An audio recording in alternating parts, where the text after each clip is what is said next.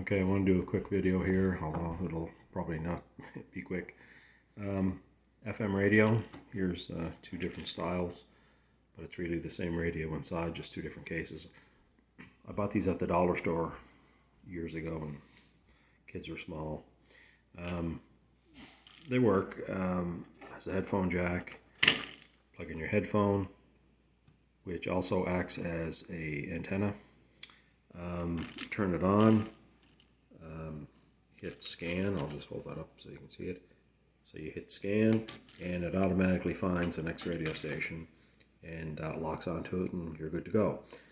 The output is not in stereo, but it's fine. It's okay for just casual listening. Anyway, there's two different ones.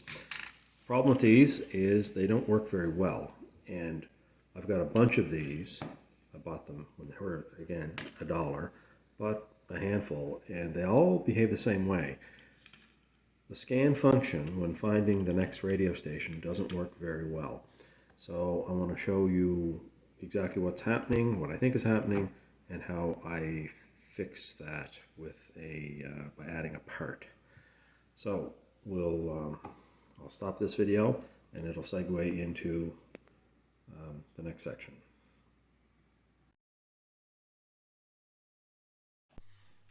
Okay, so this little graphic explains the issue with the tuning and the scan function. So let's say you turn on the radio, it's going to automatically go to the first radio station when you click scan, and you'll hear, in this case, as the graphic shows, you'll be on the 96.5 megahertz station. I just made up the numbers. So then you click scan again, and you'll see here it moves to the next radio station, which is at 98.7, and so that's cool. You're listening to 98.7 now. All right, moving on, you click scan again, and you can see it's going to hop to the next radio station, which is at 100.5 megahertz. Good stuff. Next slide, you're now sitting at 100.5 and you decide to click scan again. So what happens is it doesn't seem to be able to move on from any particular radio station sometimes. It'll attempt to move off the station, so what you'll hear is static, and it can't reach the next station, and it can't seem to forget about the current one or let go of it. And so then on this last slide, you'll see that it just seems to sit in Never Never Land in between stations, and it can't seem to reconcile anything. And you can click scan all you want. It just gets hung up, and it's very frustrating. Okay, so the patch for this is to add in a potentiometer, which is a resistor with a sliding wiper. Now these are often used for volume control in a radio and other things. So here's one picture of it, and then here's another picture of it as seen from the end. Now this is just a scrap one that I had, and it's a multi-turn pot. So you have to spin it about 10 times for the wiper to travel from one end to the other. So these are used everywhere. So now it's I just have to show you where I put it in the circuit diagram. Okay, so now this is the data sheet I downloaded from the internet. It's a TDA 7088, and this particular data sheet has a T on the end of it. Anyway, in the next slide you'll see this is a block diagram of the chip, and this particular block diagram shows some external components added to it as a typical setup for its use in a self-contained radio setup. So the circuitry you see here, the stuff outside of the rectangle, that's not necessarily what's in this little dollar store radio, but it's probably very close. So if you look close, top left, you'll see an antenna. That's just symbolic for any antenna. In our case, it's headphones, the wire leading to the headphones. Bottom left, you'll see a section that has, it's called search tuning. And how this works is when you press scan, the button's not shown here, but when you press scan, it will drive a DC voltage into that 5.6K ohm resistor. And that in turn feeds into a varactor diode that you can see back on up top. So let's look at the next slide. So this slide here now shows a red X, and what I've done is I essentially isolated one end of the 5.6 kilo ohm resistor, and what that does is it isolates it from that DC output, and I show here on the diagram where I put the potentiometer in its place.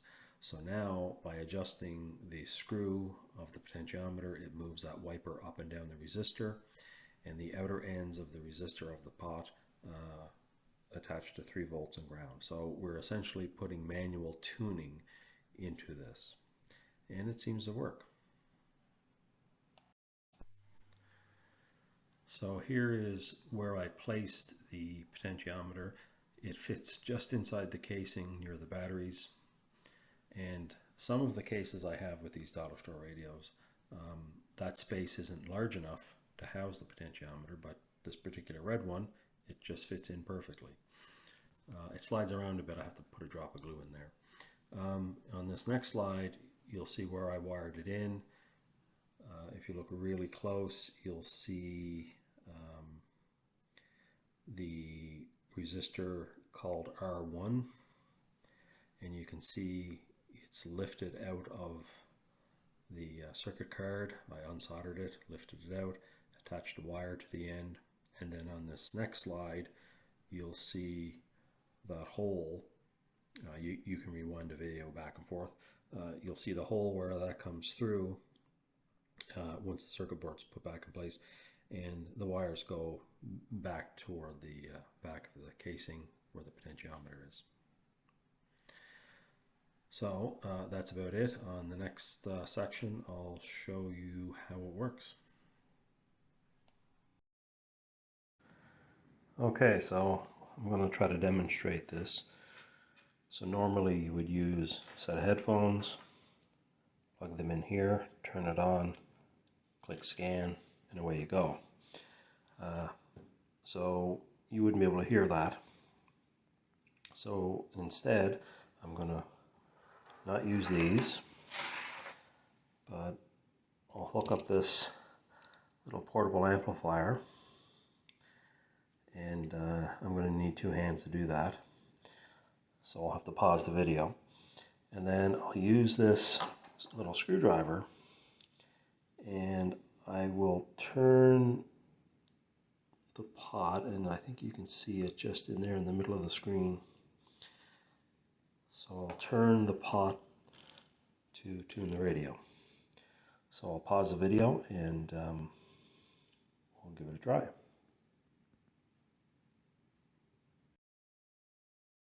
Okay, so here goes.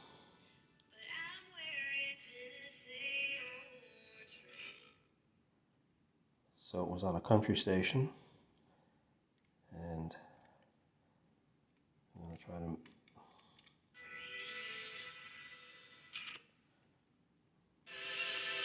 There's another one.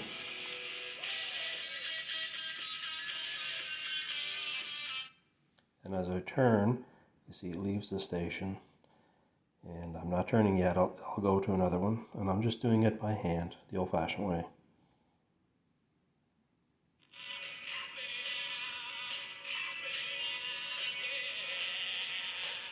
Let's move on to another one. You can hear some static there.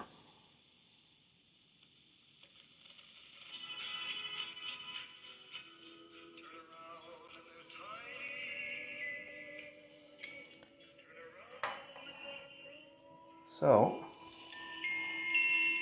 here's another problem. It's a staticky pot, and don't like those really cheap potentiometers. Anyway, so that's it. That's my demo.